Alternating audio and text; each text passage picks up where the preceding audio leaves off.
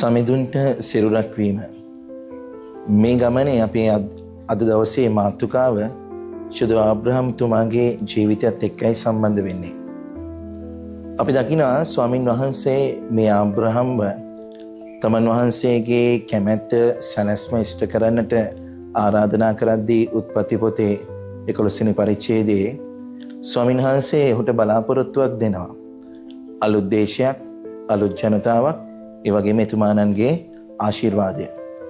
මේ හැම දෙයක්ම ස්වාමීන් වහන්සේට පොරොන්දු වෙද්දී ඒ හැම දෙයක්ම විශ්වාස කරන්නට තරම් ආබ්‍රහම්ට තමන්ගේ ජීවිතේ ස්වාමීන් වහන්සේ කෙරෙහි මහත් වූ ඇදහිල්ලක් තිබුණා. හැබැයි මේ ඇදහිල්ලටත් එහා ගියා වූ දෙයක් තිබෙනවා මේ ආබ්‍රහම්ගේ ජීවිතයේ අපි කතා කළ යුතු. ඒ තමයි තමන්ට වස්තුව තිබුණත්, තමන්ගේ නෑදෑ හිත මිතුරන් හිටියත්, තමන්ගේ වටපිටාවේ තමන් දන්න කියන ජනතාව හිටියත් ආබ්‍රහම්ට තිබුණා ජීවිතේ හිස් බව. මේ හිස් බව තමයි තමන්ගෙන් එහා, තමන්ගෙන් පස්සේ කවුද මේ හැම දෙයක්ම අරගෙන යන්නේ කියන දේ. කොච්චර ධනය වස්තුව තිබුණත් මේ වස්තුවේ උරුමකාරයා කවුද කියන ප්‍රශ්නේ ආබ්‍රහම්ගේ ජීවිතේ තිබුණා. ස්වාමීන් වහන්සේ මොහොත පොරොන්දුව ලබා දෙද්දී ස්වාමීන් වහන්සේ කියනවා ආබ්‍රහම් එක දරුවෙක් නෙමෙයි. බලන්න අහස දිහා, ඒ අහසේ තාරකාවෙන් ඔබගේ ඒ පරම්පරාව මම වැඩි වර්ධනය කරනවා. බලන්න මහ පොළොව දිහා, එහි වැලි කැට වගේ ඔබගේ මේ පරම්පරාව වැඩි වර්ධනය කරනවා. එතකොට ස්වාමීන් වහන්සේ මේ ආබ්‍රහම්ට මේ පොරොන්දුව දෙද්දී ආබ්‍රහම්ට තමන් සතු වෙලා තිබිච්ච හැම දෙයකටම වඩා මේ පොරොන්දුව ජීවිතේට තදින්ම දැනෙන්නට පටන් ගත්තා. දරුවෙක්, තමන්ගේ හිස් බවක් තිබෙනවා, තමන්ගේ බැරි බවක් නැති බවක් තිබෙනවා. මේ හැම දෙයකටම පිළිතුර තමයි තමන්ගේම කියන දරුවෙක්. එතකොට මේක විශ්වාස කරගෙන ඊටු හැම දෙයක්ම අතහැරිය ජීවිතේ. වස්තුව, නෑදෑහිත මිතුරන්, තමන්ගේ දේශය, හැම දෙයක්ම අතහැරියා. ස්වාමීන් වහන්සේට සම්පූර්ණයෙන්ම ජීවිතය අයිතිය බාර දුන්නා. හැබැයි ඒ ගමන ලේසි පහසු වුණේ නැහැ. ස්වාමීන් වහන්සේ අවුරුදු 75 දී පමණ සුදු වචනේ කියනවා වගේ ආබ්‍රහම්ට මේ පොරොන්දුව දීලා ආපහු 76 දී දරුවව හම්බුනේ නැහැ. ඒ ගමන ලේසි වුණේ නැහැ. බලන් හිටියා.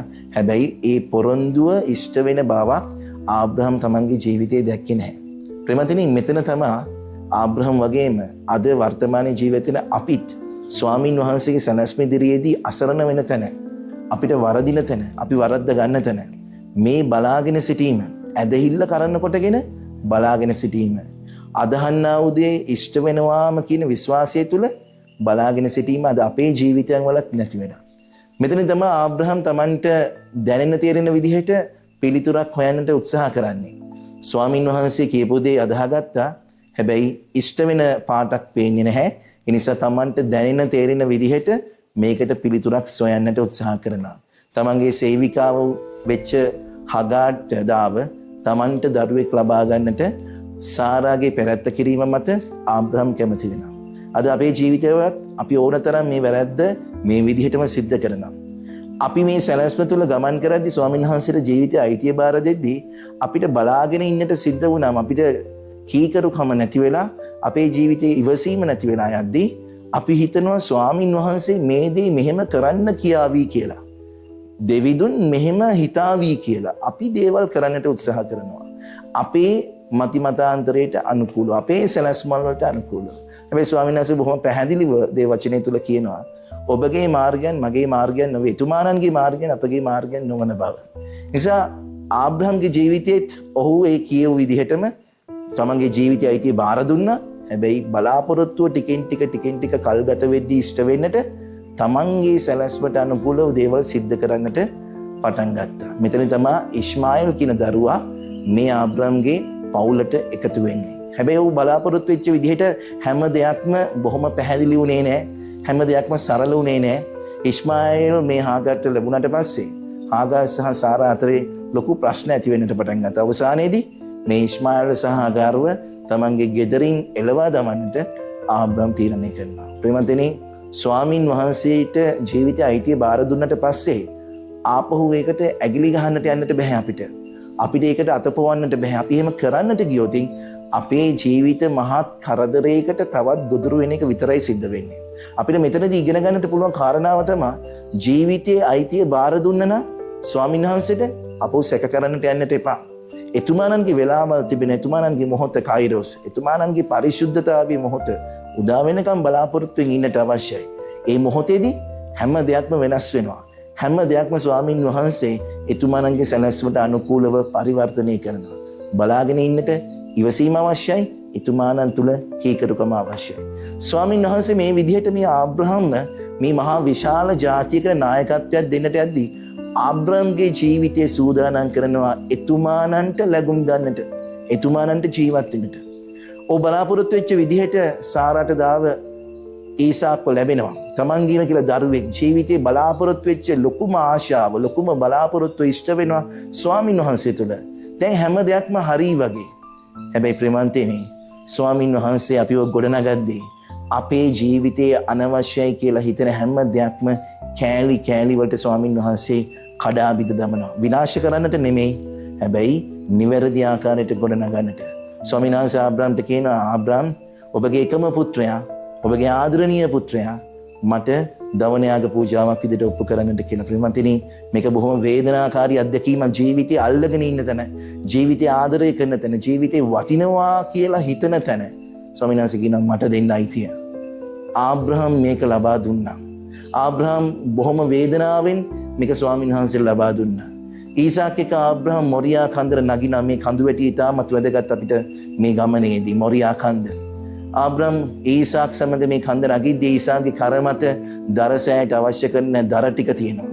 මේ ඊසාක් පුංචි කොළු ගැටි අහනවා තාත්තගෙන්, තාත්තේ දවනයාග පූජාව ඔප්පු කරන්නට දරසෑය හදන්නට අවශ්‍ය කරන දර මිටියක් තියෙනවා.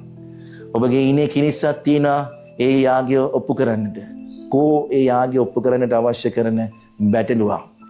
මේ ආබ්‍රහම් කියනවා ඊසාක්ට, පුතේ සමිඳුරන් වහන්සේ සපයාවි කියලා. දරසෑය හදනවා. ඊසාක්ව දරසෑය මත තබනවා.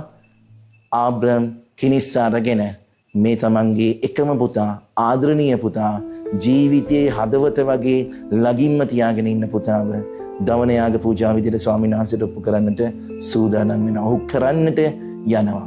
සමිඳුන්ගේ දේවදූතය ඇවිල්ලා මේ කාරණාව නතර කරනවා. ස්වාමීන් වහන්සේ කියනවා ඔබ බොහෝසේ මා කෙරෙහි විශ්වාසය තිබු නිසා මම ඔබව බොහෝසේ ආශිර්වාද කරනවා.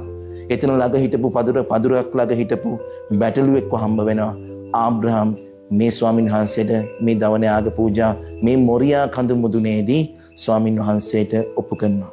ප්‍රමන්තේනි බලන්න, ස්වාමීන් වහන්සේව විශ්වාස කරපු ආබ්‍රහම් ඊසාක් පුතාට කියනවා, පුතේ සමිඳුරන් වහන්සේ සපයනසේක.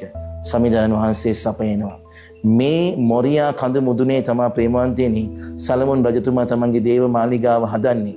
ඒ දේව මාලිගාව මත, ඒ දේව මාලිගාව තුල ස්වාමීන් වහන්සේගේ ගිවිසුම් කරඩුව තැන්පත් කරනවා. එතුමානෝ ජීවත් වෙන්නට යනවා.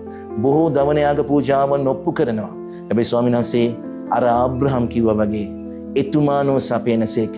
මේ සියලු ජාතීන්ගේ ජීවිතයන් වල අයිතිය බාර ගන්නට, හැමෝම තුල සමිඳුන්ට ජීවත් වෙන්නට ඒ සමිඳුන් තමන්ගේ එකම පුතා, ආදරණීය පුතා බිලි පූජාවක් විදිහට මේ මොරියා කඳු මුදුන, ජෙරුසලම් කඳු වැටියේ ඒ කපාල කඳු මුදුනේදී ස්වාමීන් වහන්සේ තමන්ගේ පුත්‍රයාව පූජා කරනවා.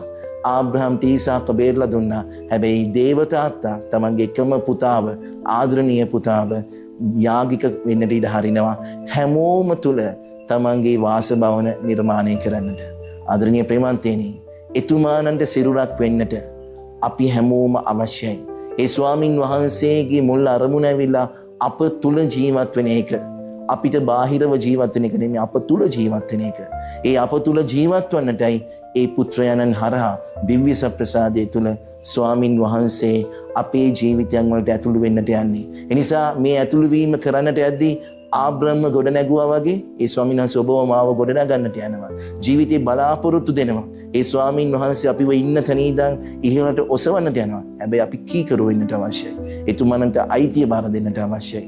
ඒ ස්වාමීන් වහන්සේව අපි අදහ ගන්නවා නම් අපේ ජීවිතය අනෙක් හැම දෙයකටම වඩා ඒ ස්වාමීන් වහන්සේට අපි ජීවිතය අයිතිය දෙනවා නම් ආබ්‍රහම්ට ඊසාක්ව අතහරින්නට පුළුවන් වුණා වගේ අපි අපේ හදවත්වල අල්ලගෙන ඉන්න දේවල්, වස්තුවට, මාන්නයට, බලයට, අපේ තිබෙනා වූ තණ්හාව අතහරින්නට අපි සූදානම් නම්, අපේ මමත්වයේ අතහරින්නට සූදානම් නම් ඒ ස්වාමින් වහන්සේ අපේ ජීවිතයන් වල ලැබුම් ගන්නට සූදානම්. එතුමානන්ද සිරුරක් වෙන්නට නම් ආබ්‍රහම් තුළ තිබිච්ච ඒ ගොඩ නැගීම, ඒ විශ්වාසයේ බලාපොරොත්තු අපි ගාව තිබෙන්නට අවශ්‍යයි. ඒක එක දවසකින් උදාවන දෙයක් නෙමෙයි. ඉඩ දෙන්න ස්වාමින් වහන්සේට ටිකින් ටික ඔබ ගොඩ නගන්නට. ඒ ගොඩ නැගීමේදී අනවශ්‍ය සියලු දෑ ස්වාමින් වහන්සේ කඩා බිඳ හෙලනවා. විනාශ කරන්නට නෙමෙයි, ඔබව මාව ගොඩ නගන්නට, එතුමානන්ට සුදුසු වාසභවනක් බවට ඔබේ මගේ ජීවිතය පත් කරගන්නට. එනිසා අපි සූදානම් වෙමු මේ ගමනේදී මේ අයිතිය එතුමානන්ට බාර දෙන්නට.